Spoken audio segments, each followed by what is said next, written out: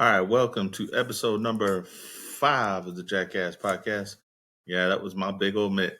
And we are going to try and talk today about a whole bunch of stuff. One, the reason this is called the Jackass podcast and why I consider myself a jackass. Two, the stuff that's happening federally with the ceasefire in Iran and Israel, and the stuff that has been coming up about judges and bureaucrats. We're going to talk the ridiculousness, I think, of the boycott of the 4th of July. And we're also going to talk Texas state stuff about education, the cell phone ban law, a new course that I heard that they're going to have in high school now, which I kind of think is cool, which would be cool to learn. And we're also going to talk sports, NBA.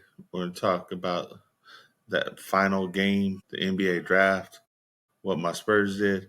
We're going to talk top 10 running backs for fantasy football. We're also going to talk not money in the bank, Night of Champions, PLE that happened yesterday afternoon. Plus, we're going to talk about the Jurassic Park and me being excited for Jurassic Park coming around. All right, so first off, we're going to talk about why this show is kind of one of the many reasons this show is called the Jackass Podcast. One reason is the name I like, is the name I've given my fantasy football team. For as long as I've been playing fantasy football, has been the Jackass. And the reason for that is because I am a jackass. My upbringing was a little bit different in that my younger brother was born with a rare birth defect called junctional epidermolysis bullosa Hurley subtype. He was someone who lived well past what he should have, so it made me a little bit more callous. And let me explain. Junctional EB for short is a birth defect that affects a layer in a protein in the top layer of the skin. So when you grab him, so let's see if I can do this on video. If I were to grab somebody or grab my brother, he would break out in second and third degree burns. Any place where there was a lot of pressure, he would break out. Most of those kids don't live past the age of 2 or 3. He lived till he was 23. So my life has been kind of interesting at times, but it made me not tolerate a lot of stuff like stupidity. Being someone on the outskirts, it kind of just gets messed with without people really knowing or thinking about all the possibilities. Because his birth defects are literally, from the last statistic I saw or heard, is like 1 in a million cases of kids get it. Personally, I think we met 1 or 2 people while we were here in San Antonio who had it. And San Antonio now is like a 2 million person city. In my 12 years of teaching, I've come across one kid who had a sibling who had it. And the only reason I know that he had a sibling who had it, he was wearing a shirt from one of the foundations that does a lot of research and takes a lot of funding for those kids. Because there's 3 different types. You can go look it up. It's a Deborah.org. They're really cool people. They got some really cool stuff. Support them. This is really rare birth defect. So I'd just say support them, of course. If you ever want to need places to donate, Deborah.org, the American Academy of Dermatology is one. Make-A-Wish and Camp are some that come to mind. That I always look, when we do our yearly donation for the school district, those are places I go look up. So let me get back to it. So one of the reasons I am the jackass is because I had to put up with a lot of different stuff. I don't look for excuses on stuff. I don't really want to hear excuses. I want you to give me honest reasons, and I want you to be willing to try something. Like when you talk about something. That's kind of the reason that politics usually annoys the hell out of me. It's because these people say something, and they say it in such a way that they don't really, you can tell they don't believe it. You can tell they're probably not going to do anything about it. They're just trying to get votes. They don't want to actually take a risk and lose their job. Here's the thing. I think, and this is something that came up they were talking about on the news at some point in time this week, was term limits for congressmen and senators. I think they should have term limits. If you say the president can only have 8 years in office, 10 if they were a vice president and then got reelected twice. I think my theory has always been you should give them a total, like what we would call a retirement time or a military time. And here's my example. House of Representatives only have 2-year terms. So I would say you can have no more than 5 terms in the House of Representatives. That's 10 years. Then you need to move up to Senate. Like you need to get yourself promoted. And then from Senate, do 3 terms because there's 6-year terms for Senate. 18, that means you'd have 28 years. I think if you're going to make a career out of politics, that should be the goal. And then, yes, you should step up to try to be president, vice president. Maybe you're secretary of one of the cabinet members or something. Like, I don't get how people just want to spend 50, 60 years. And how the hell do we vote for people for 50, 60 years? And then we're going to complain about someone like Biden comes along who wasn't really a leader. He kind of got, I want to say, sympathy votes because he'd been around so damn long. So everybody thought he'd be a better choice than his opponents in Trump.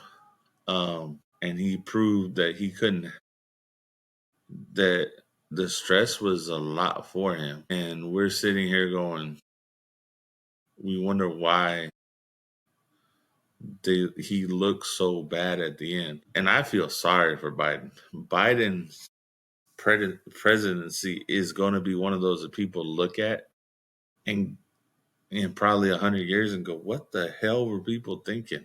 Like we can't justify how that presidency went and say that we are truly a republic or a democracy and that there isn't some corruption up in the government. If he ended and now people are saying, well, he's not, well, maybe he wasn't all there kind of deal. I think that's one of the worst things about the Biden administration is that you could tell from afar that something wasn't right. And people tried to play it off. And because we have this tendency to want to be soft on everybody, I call it soft. The best word, we're not being honest and being truthful with how people are handled or what the truth that we need because it doesn't suit the narrative that helps who's ever in power. And I could give a shit less.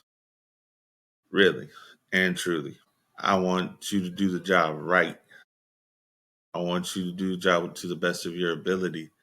And if your best ability is not good whatsoever, why are you in that job? So that was a concern. So yes, I think that congressmen should, because you can't even really be like, you can be if I remember right, and someone can correct me, I think it's 25 or 30, you can be a congressman. Then 35, you can be senator and president, if I remember right. And if that's the case, then we give people a chance to be a representative at 25. They start off a career, kind of like just coming out of college. We're going to start off a career after a couple of years and trying to run the government. And then maybe you can have anti lobbyist platforms. Maybe you can do what they did. One of the reasons that they supposedly moved to DC was to get away from lobbyists. But yes, we need term limits in Congress. And they're never going to give it to themselves. I don't think they'll ever vote as a constitutional amendment. It is a power play. And it is a horrible, horrible thing sometimes. I don't think when this, let's be honest, and we can talk about all the amendments. The way this government was set up, we didn't think a lot of people were going to last until they're 80 and 90. And they show the cognitive regression that you start showing in your late 70s um, to early 80s. And the ability, that's just not what you saw back in those days. And yes, if y'all want to have the Second Amendment fight, we can. Those are two totally different arguments. I don't think we saw We certainly didn't see everything because they were firing muskets and single shots way back in the 1700s. And the first multi shot didn't, or like revolver type, didn't come for another 50 years. Lever action, another 100 years. Gatling gun, a little bit after that. It's late. But let's go back to what it was about. It's about term limits. Congress needs term limits. Congress needs to be reined in a little bit for themselves because they're 1/3 a branch of government. So now let's talk one of the other thirds of the branch of government. It would be the presidency or the executive branch. And that one, do I think he overstepped his bounds? Legally? No. He set a strike for Iran or Iran that he deemed needed to happen. There's probably a whole bunch of stuff that we don't know.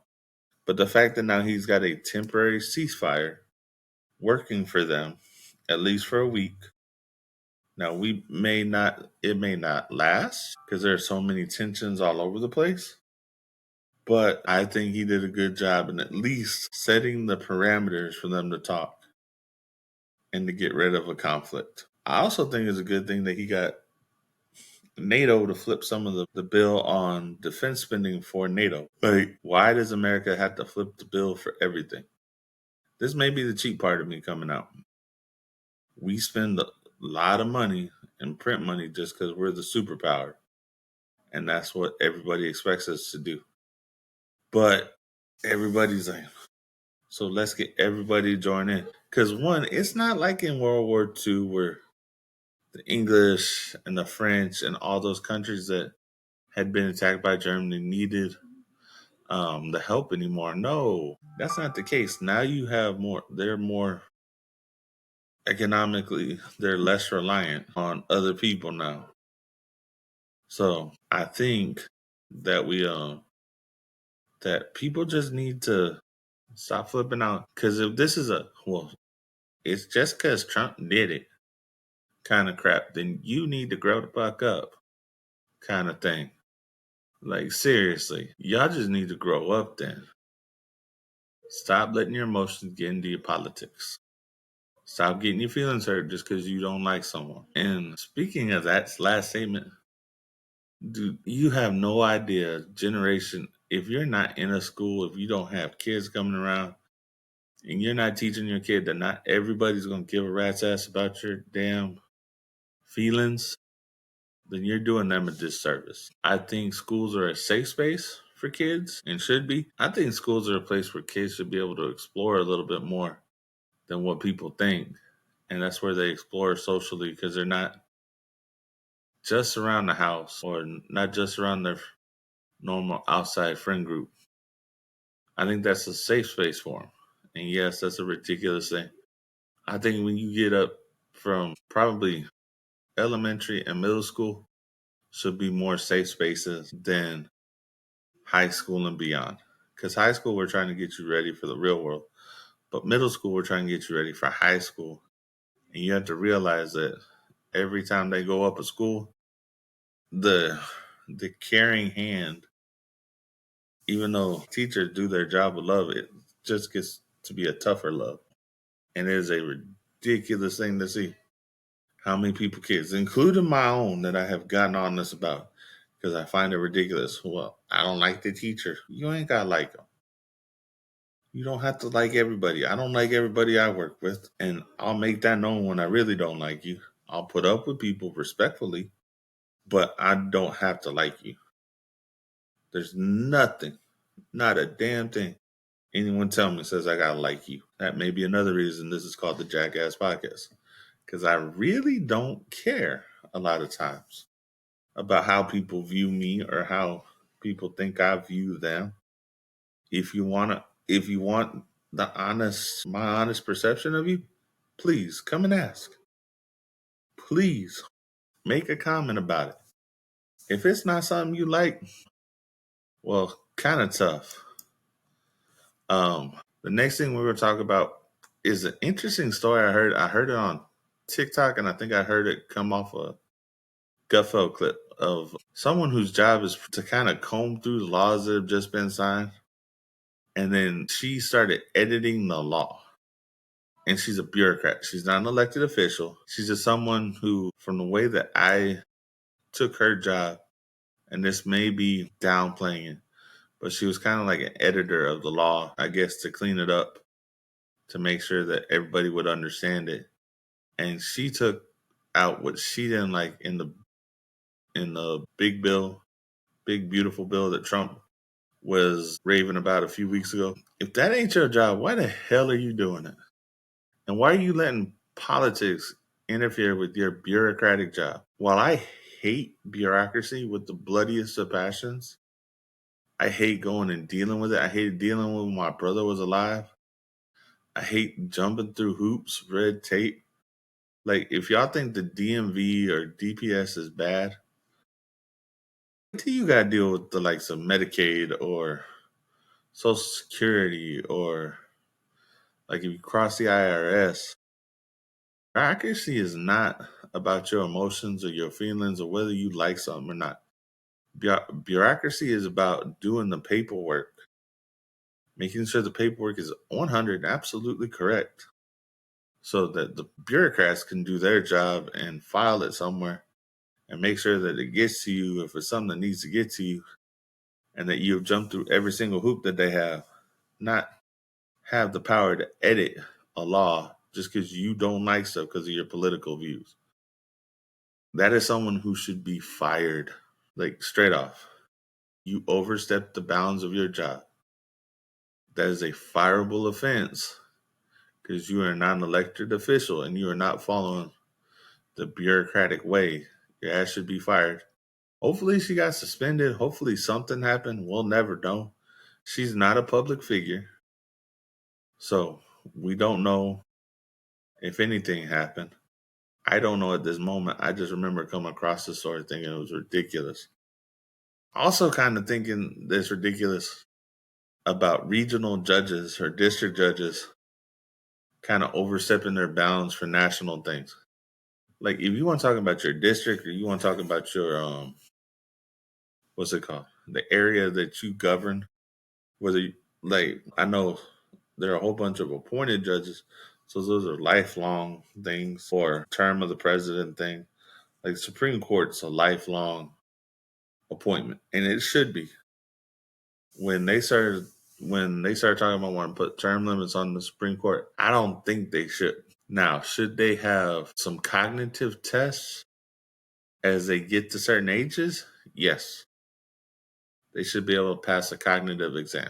And that should be a reason to have them gracefully step away. Because that's an honorable position. And it should be.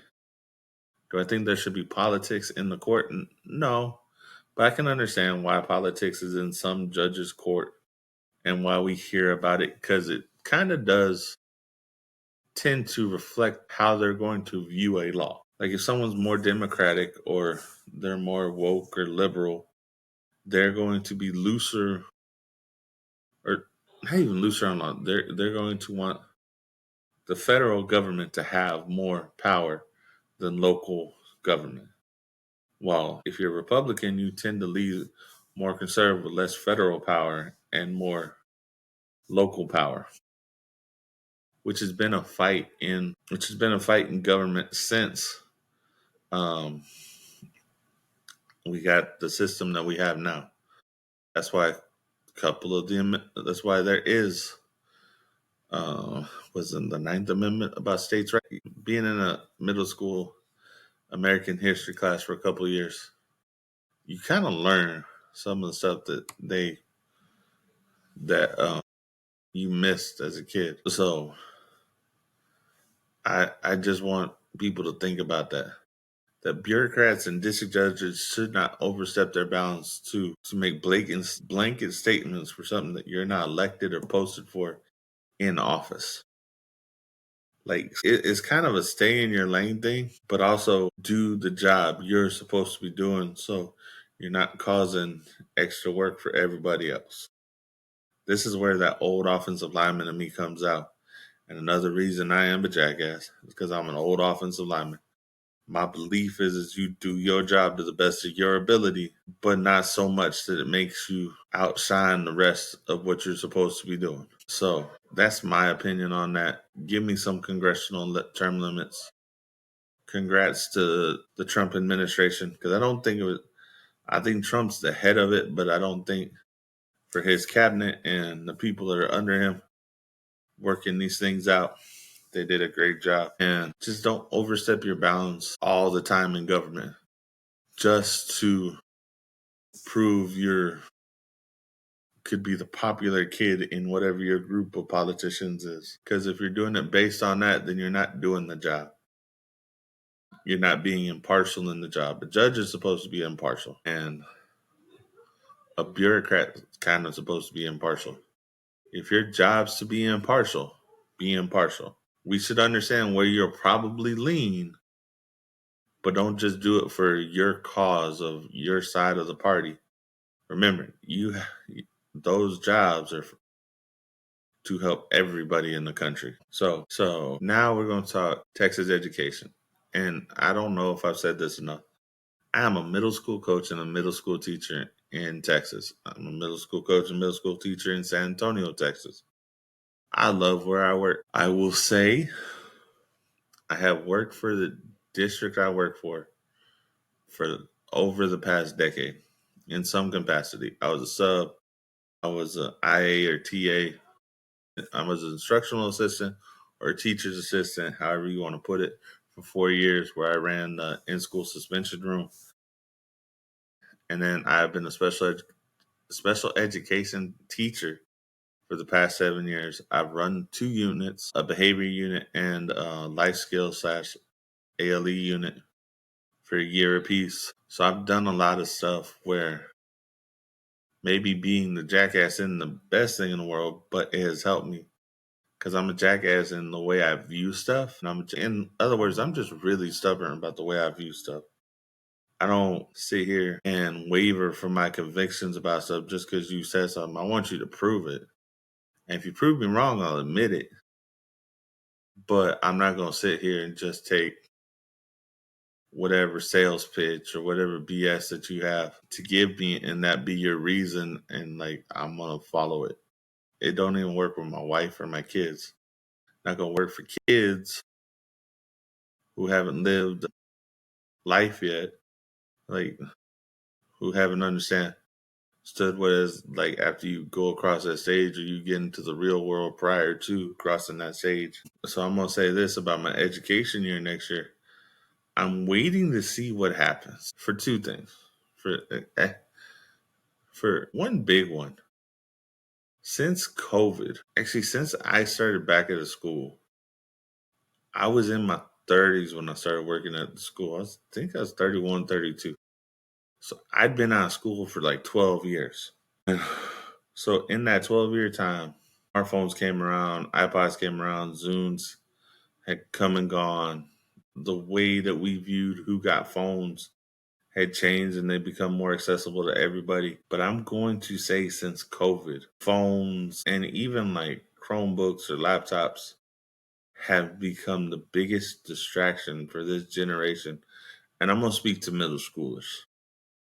Of middle schoolers, 6th, 7th, and 8th graders, 11 to 13, 14, 15-year-olds, that there are times I have joked with my students, asking them if they have an app that tells them when to breathe in and out, to breathe in and breathe out, because of how much they seem to rely on that phone. Even though it's just for pure entertainment value, how much parents have let them use as been their scapegoat for that phone. Like the memes and the TikToks and all that stuff that you see, that is true as all hell about the distraction in class. And if you're a parent that doesn't believe that your student would be a distraction in class because you're their friend, because they wouldn't lie to their friends, then you haven't raised your kid, you have been your kid's friend. And there's a difference.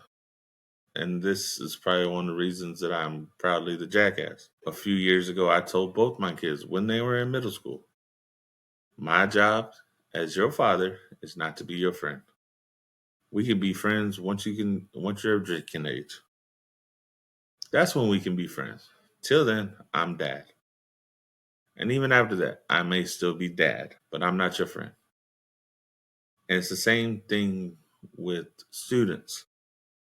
Because my joke for years, like when kids try to butter me up because they think my ego needs to be stroked by a 13-year-old saying, "Sir, I'm your best friend." No, you're not. Like, I'm 3 times your age. How pathetic does that make me look? And that you're my best friend. I couldn't have friends my own age. I am a zillennial. I'm probably closer to the Gen X side of it. Don't like. It's not that I don't care about your feelings, but I don't care enough to tiptoe around your feelings. Let's put it that way. I will purposely set off kids in my room because I think they need to hear stuff. Do I know that that's not always the right thing to do? Yes. Do I think they need to hear it still? Yes. Could they have a crash out moment? Yes. Can I build a relationship from it? Yes. So if all those check off, I'm usually fine with it. And usually the question about a relationship, have I built a relationship that they'll come back to me after I tell them the truth, whether they want to hear it or not? And if I can say yes, or even if I can say no, but I still think I can build from that relationship, I'm going to do it. But one of the things that has happened in the past like 5 years, especially since COVID, is the amount of distraction these kids have. And I'm not even gonna say it's just the kids. I know there's adults that have distractions. I know there are times I use my phone to get a mental break. But we're really bringing this up because the state of Texas decided to make it illegal for kids to have cell phones in their classrooms, stating basically that the campus has to have some sort of policy to ban cell phones on campus. And it included smartwatches and tablets and all that type of stuff too. So that's going to be interesting this year and see how this goes. Now, my campus had a no phone rule. And I wasn't, being the base teacher, I wasn't as good on that rule as I should have been. And I think next year I'm going to be a lot better because some of those kids would just come use my room to be on their phone. So this is something that I'm going to work on. I'm not going to say I was perfect at anything last year, but there are certain things where I'm going to be better at over the next year. And that will be a goal of mine. I'm also going to say that parents, like I have high school kids, and if I'm going to pick them up or they have a question midday, if I get one once a month from my kids, like, and to tell you the truth, I know my kids will communicate with me, but once, twice a week at most. And that's really if they have something they have to do. My oldest daughter now is like, if she got work or something, that makes sense. But you don't need to be texting your kid all day long because our job is to teach them. In order to teach them, I need to get their attention somehow. Or to get their attention, they need to put up the damn phone and actually be willing to be attentive and learn. Your kid's responsibility in school is to be there and willingly learn. If they aren't there to willingly learn, then they're just torturing themselves. And if they think that they're so smart that they know everything, then figure a way to test them out and then we can have that discussion. Maybe they can move up a grade, man. Because I don't know everything. Much less do I think that a kid knows everything. So, with that being said, I would love to see what y'all gonna say about that. But I half and half on agreeing with this rule, this state law. I understand it, but I think it's a little late in the game, like a lot of state laws. By the time something becomes a law in the state or national government, it's really too late and it's already a bigger problem than people think. So if you're a parent and you're listening to this and you have school age kids, college is a different story. Those are young adults who should be able to make up their damn mind and should know how to put up their phone by now. I even think to some degree that this being such a blanket law is going to cause a lot of more uproar than it needs because it's almost like one of those forbidden fruit things. I think kids just now like being on their phone just to be annoying, and middle schoolers, since they're buttheads in general, guess what? They're going to do buttheaded things. And being on their phone is one of them. I'm going to give you an example. So, when I was a co teacher in a seventh grade English class, the most annoying thing to me was not just that the kids were on their phone. We had these kids had this group text with some of their friends, and they couldn't shut up about the damn group text. So you'd be in the middle of a lesson, you'd be in the middle of doing something, and you'd hear one of them go, "Oh man, that was a funny meme," reacting all loud instead of just texting, and they had to make commentary. Like, why are you saying anything? I wouldn't know you're on your phone right now if you aren't opening your damn mouth. And there are a lot of these kids that don't know the time and place to do stuff. So, and it's not just the teacher's job to teach them this, by the way. It's the parents' job. It's the community's job.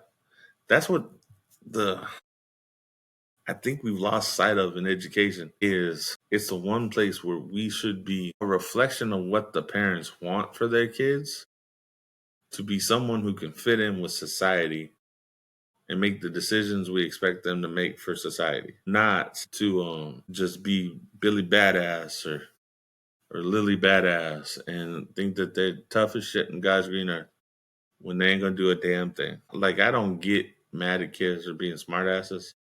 I get mad at kids for taking it too far and not knowing that stopping point because nobody's ever taught them how to actually respect boundaries because they don't actually know what the hell respect is. So teachers get a headache from all of this. And headache may be the wrong word. It is just a constant battle with kids because you got kids talking like they're grown ups, like they're bigger than they are to adults because they know there's no consequence for them. Like, there's not gonna be a consequence at home. There may not be a consequence at the school that they're afraid of. So, y'all, we I think if we could control the narrative of cell phones, it'd be good. The other thing this is going to control, in all honesty, for the cell phone narrative, is going to be fights and the shit talking part that the kids see at school.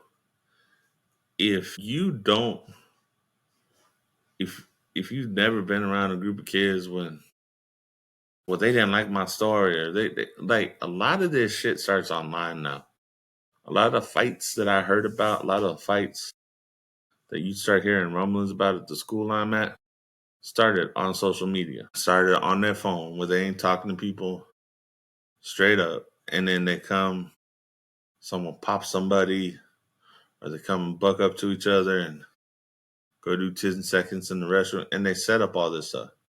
So, for safety issues, I can understand this also to control fights and to control other stuff that's going on. Vapes have been a big thing. So, people like all this stuff that you could have avoided a little bit more if they weren't just doing it on the cell phone. So I get it. The other cool thing I heard is the Texas Board of Education actually made it, it's not a required class, but it's an elective for Native American history in high school. I think that'll be interesting.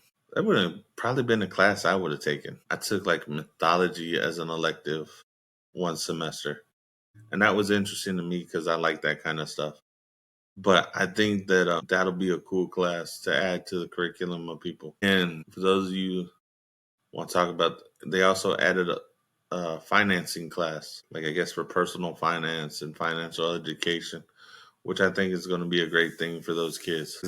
Because let's be honest, we talk about finances in my generation, and I'm like 43 years old. So, and unless your parents or you had a mentor or you had somebody who was willing to teach you something, um, and if you were going to listen to it, there are times that I should have listened to it as a kid and didn't. And I'll admit that that was my fault because I didn't listen.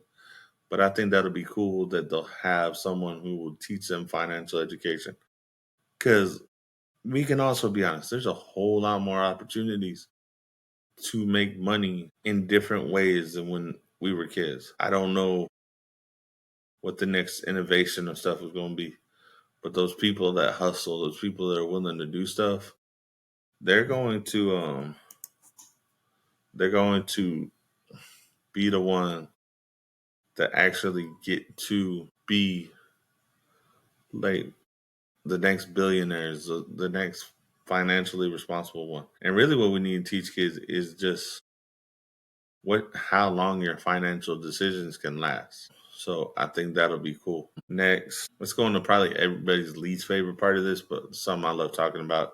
So, like I said, I'm the Jackass. This is my podcast, and I like talking about wrestling and watching Night of Champions yesterday was really, really fun to watch. From the King of the Ring match with Randy Orton and Cody Rhodes, and Randy looking mad at the end when Cody was complimenting him and seeing that he may turn into heel Randy Orton.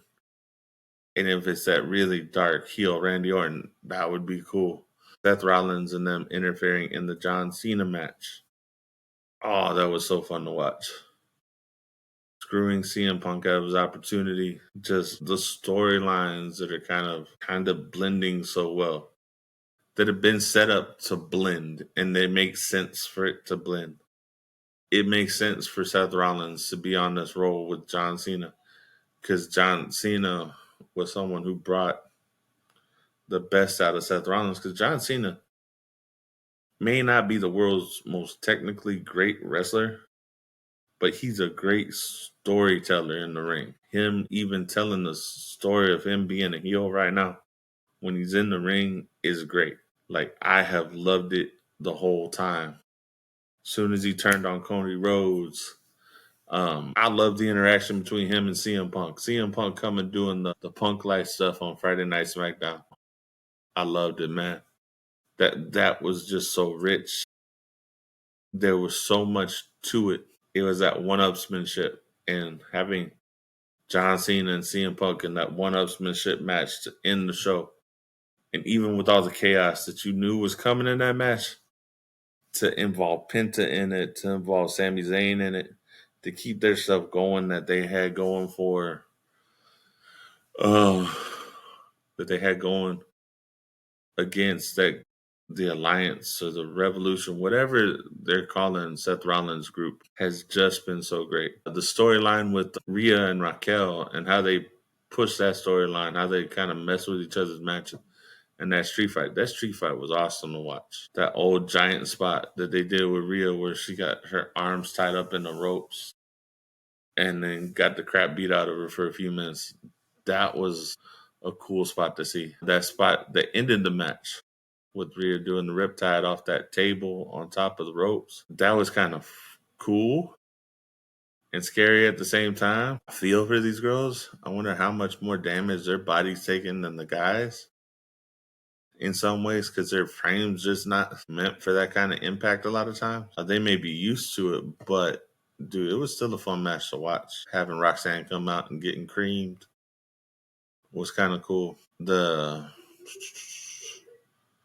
Jade Cargill match, her winning, so it tells me that either that Naomi's somehow gonna be in that match at SummerSlam, which will be cool. Jade Cargill versus Tiffany Stratton, and Naomi is somehow gonna get in there because she's missed Money in the Bank, and they have been playing up that storyline, and they keep that storyline fresh, so it's nice. Here's the other one that's gonna be interesting.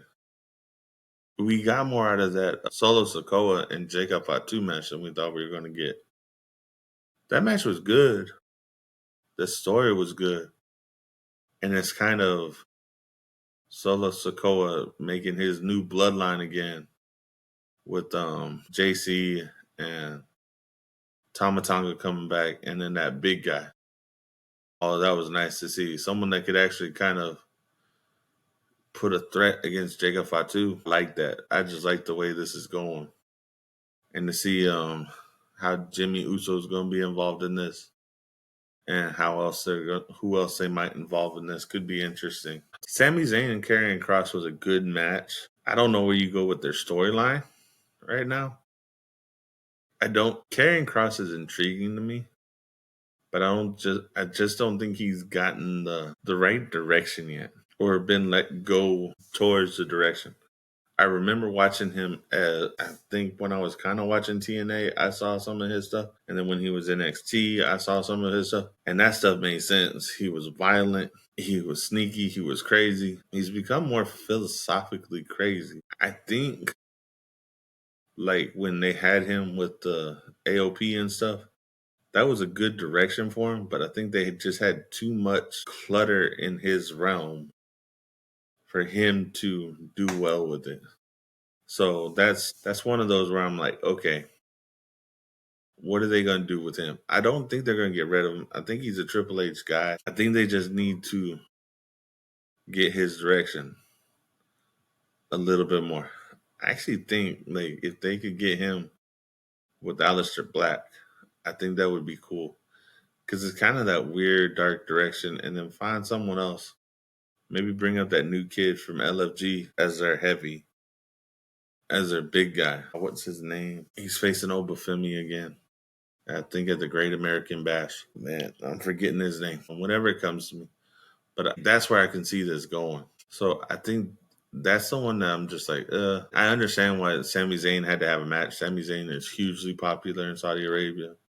He's a wrestler who happens to be Muslim. It's his faith. So putting him in a Muslim country as a wrestler, I get that and I respect that. And I just love that they give those people that. I would just love to see that for both them to be deep in a good storyline.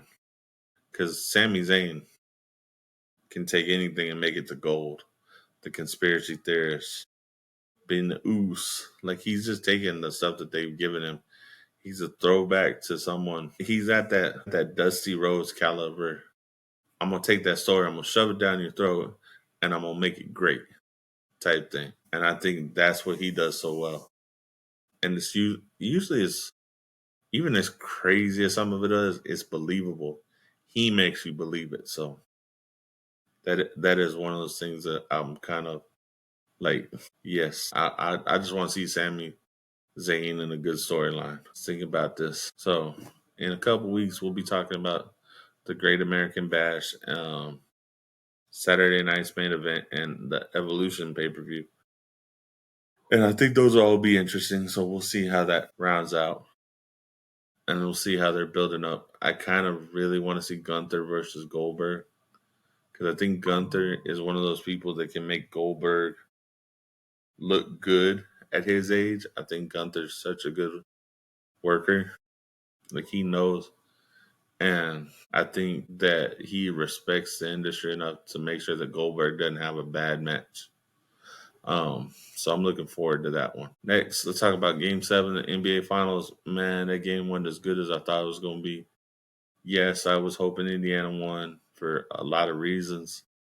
One, because I'm a Spurs fan. I just don't like OKC that much.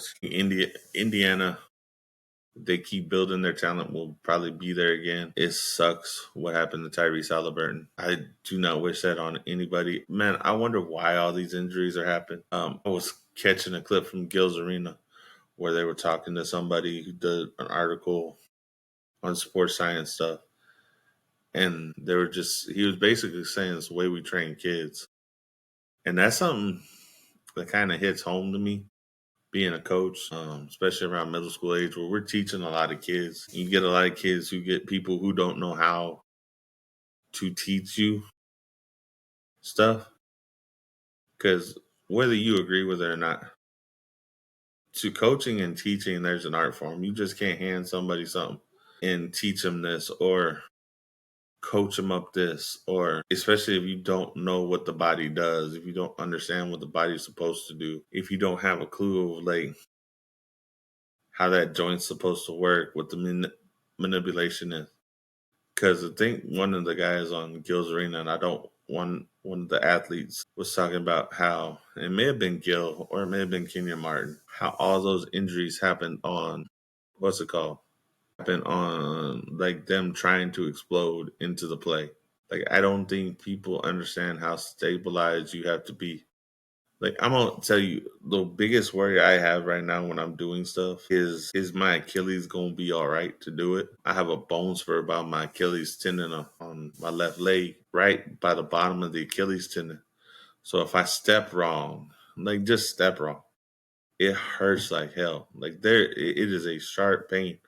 It's one of the few. Like I have a bunch of dull pains because I'm a big guy. I mess myself up. Offensive lineman, a car wreck, stuff like that, where I have joints and stuff that I gotta take some ibuprofen and stuff for on a regular basis. But my Achilles, man, that thing will hurt if I step wrong. So I don't. That's not a pain I would ever want. But like when you start working out, you have to figure out what your body does. And if we're training, I think if we're training kids, sports specific and not action specific, that their body doesn't get what it actually needs. And I'm gonna tell you this. I tell kids all the time, man, like when we're trying to get kids to recruit for athletics for middle school. And I'm not saying like going around, I'm just saying like walking around the school, we're trying to get athletes. We're trying to get them in the athletics program. And when we talk about sports, talking to basketball players and stuff, I want the kids to do as many sports as they can because sport if you learn different sports, those sports, excuse me, can translate to other sports. The movements can translate to other sports.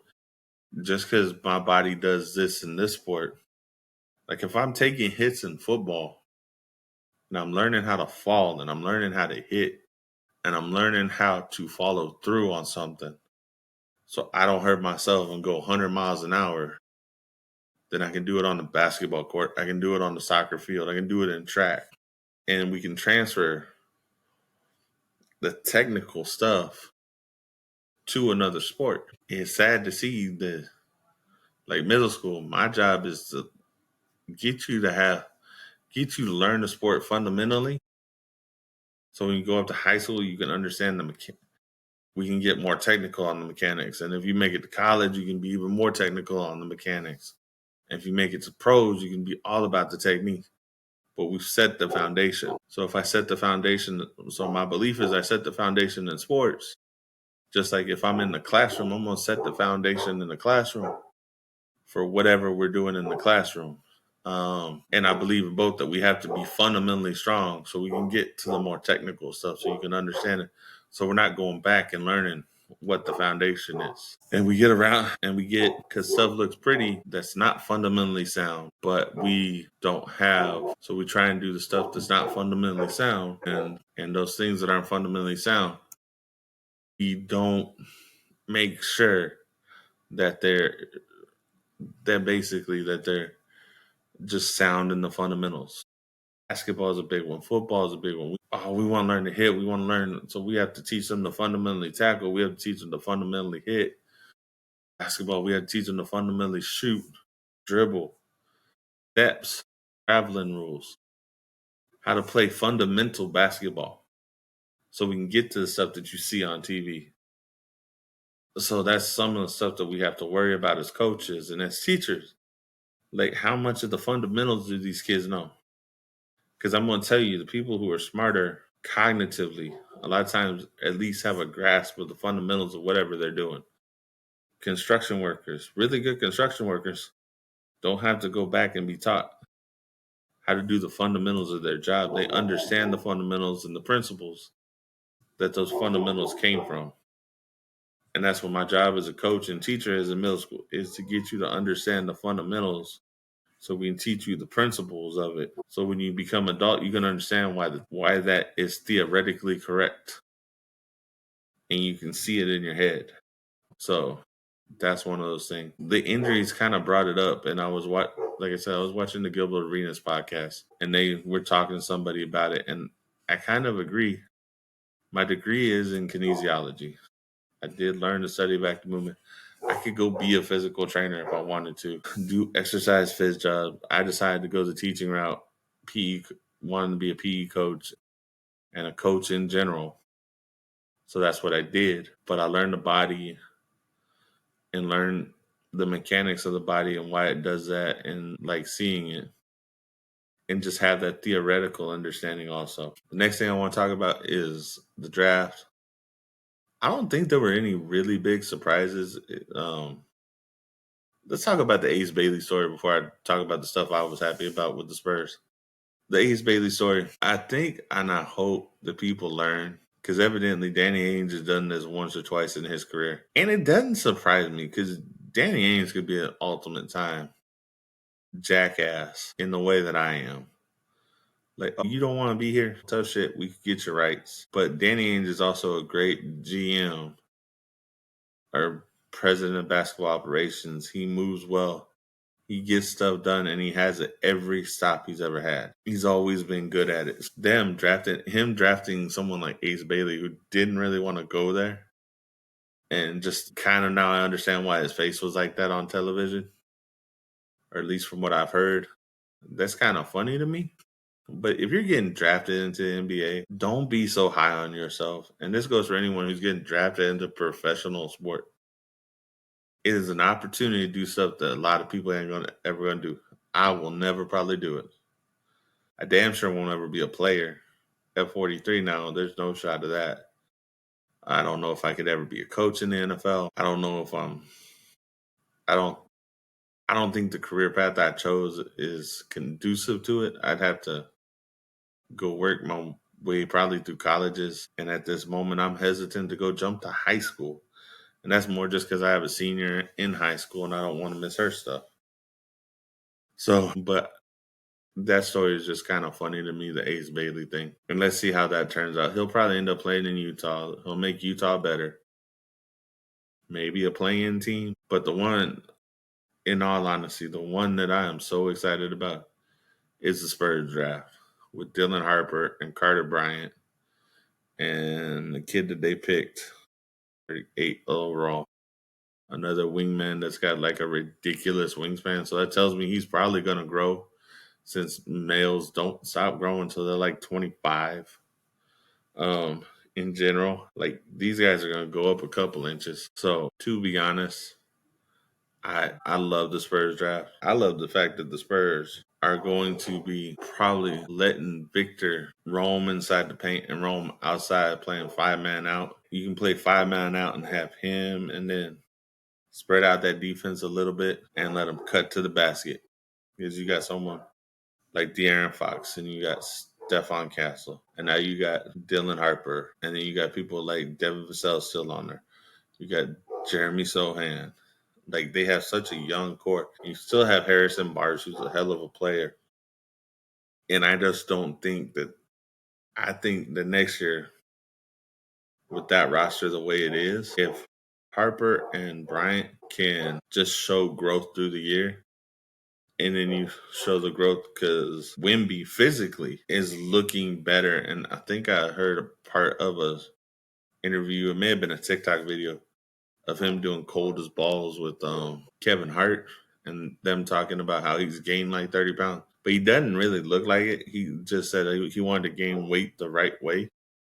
And he's wanting to treat his body. He doesn't want to have like a lot of mass. He just wants to have a lot of I guess, lean muscle so he can move around like he does. That's going to be fun to see. It'll also be fun to see how Stephon Castle grows. That I didn't realize how good he was going to be, but getting to see him this year and how athletically gifted he is was just fun to watch when I could watch Spurs games this past year. That's my thought on the NBA draft. Cooper Flag doesn't surprise me. Whether that was a conspiracy pick or not, I don't really care. I think Dallas has set up their pieces right. They'll be fine. I just hope a lot of these draft picks aren't busts. I hope we have a good draft class. So that'll be what I'm happy to see from the NBA draft. I think it's going to be cool. I think this week's going to be cool. When we're talking about, I don't think there's any like really big, huge signings that can come across the page for NBA free agency, but let's see. It's that time of year that the NBA kind of rules, and we'll see. There's probably still going to be some more trades, especially in the East. I think the East is just like, we can do some stuff right now because we got these 3 big superstars out. Let's see what we can do. I think, heck, speaking of that, Atlanta getting Kristaps Porzingis to give Trae Young someone to pass the ball to in the middle that can who can also pass it back out. That's going to be a dangerous combination. And the fact that Kristaps can more than John Collins can spread that floor, that's going to be really interesting to see. DeJounte Murray and New Orleans with that group going to be interesting to see. So let's just see. Murray and Jordan Poole. I think that'll be good for Jordan Poole when DeJounte comes back because then he'll have a backcourt buddy. And that could be very interesting. This top 10 running backs. Let's see if I agree with this list. So the top 10 list that I have up is Saquon Barkley, Bijan Robinson, Gibbs from Detroit, Derrick Henry, Devion A-Chain, Genty, Christian McCaffrey, Bruce Irving from Tampa Bay, Jacobs from Green Bay, Jonathan Taylor, and Kyron Williams. Here's the thing. Here's what I think. I'm going to be honest with you. I think by the end of the year, in all honesty, I think that by the end of the year, Saquon's still going to be really good. Bijan Robinson's going to be really good. And hopefully that offense is just a lot better in Atlanta. If it's Penix still starting, I don't know who's going to be starting QB. But that'll be interesting to see. It'd be interesting to see what Detroit Lions offense looks like. So I don't know if Gibbs is going to be top 5. So I think top 5 is going to be Barkley, Robinson, Derrick Henry, Davion A-Chain, and Christian McCaffrey. Because in all honesty, I trust more what San Francisco does with pieces than I would Detroit right now or Las Vegas. And all honesty, I don't know about if the kid from Tampa is going to be a top 10. Bryce Hall will probably be top 10. Kyron Williams, because I trust Sean McVay in running backs. Taylor's going to be top 10 just because he is a beast. You know what? I trust what Green Bay does with their offense, so I think Jacobs will still be a top 10 because they kind of run that similar San Francisco style offense. And they got the big boys up front to do it. I think whoever the number 1 running back in Dallas is going to be, and I think it'll be Blue, will be the points. But they got Mike Sanders and Williams back there, so I think that's going to be interesting on how they're going to rotate them because they have one back usually, or in years past they've had one back, and then every 3 or 4 series they'll let the second back come in.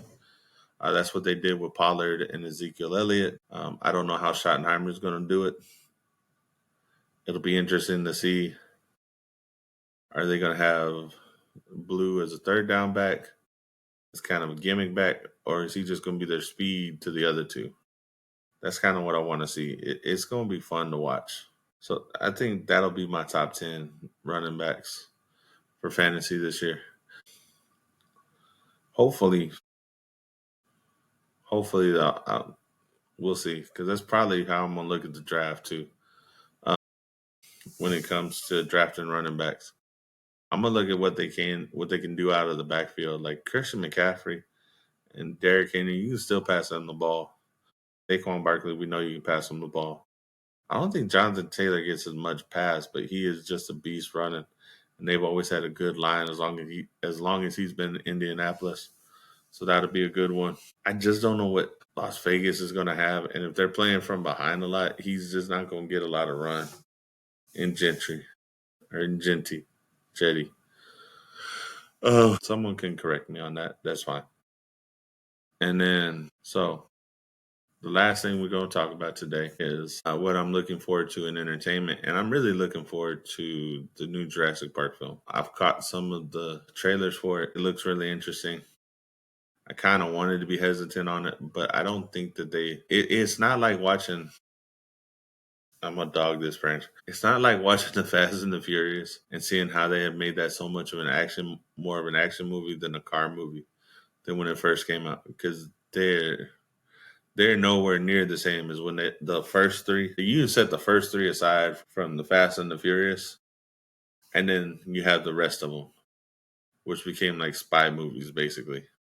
Like action spy fight movies is what they became, but that's not what the first 3 were.